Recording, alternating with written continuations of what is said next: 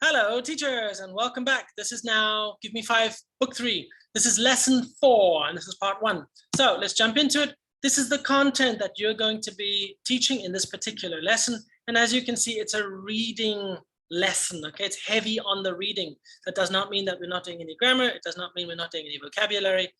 In fact, we're doing lots of vocabulary, new stuff, but it's focused on reading. Now let's take a look. So this is what I would do. Okay, and that is, I wouldn't even open the books first. I would just start throwing up the vocabulary. Now, the reason for that is because I want my students to be able to use their skills, and I want them to read it. Poster, good job. Pound, that's crazy. They don't even know what that means. Comfortable, maybe some might know what that means, but I want them to be able to read it. And so basically what I'm going to do is I'm writing down all of the vocabulary that I have anticipated that they don't know. And of course, club over there could have different meanings. It could be that stick that you hit somebody or something with, that's a club, or it could be a group of people gathering together for a particular purpose. And that's what the actual meaning is there. And that is your job.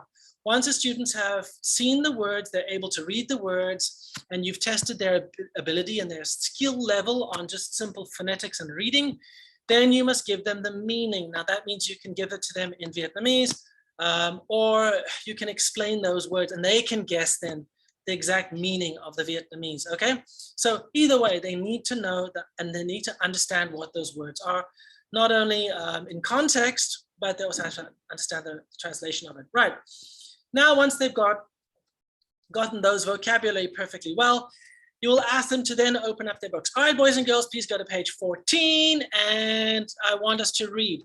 I'd have everybody then just read the poster, okay, because that's what it is. Are you bored after school? Do you want to play, blah, blah, blah.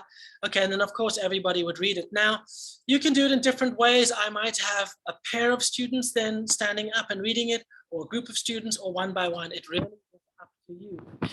Now, once the kids have finished reading it, okay, I'm going to have a fun activity. And this activity is, I will ask a group or everybody to stand up, and everybody stands up. Then I'll ask a question.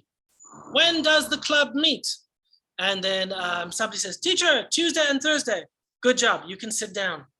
Then what do you have to bring? Teacher, you have to bring a stick. No. Teacher, you have to bring balls. No. Teacher, I don't have to bring anything. Yes, that's correct. Sit down.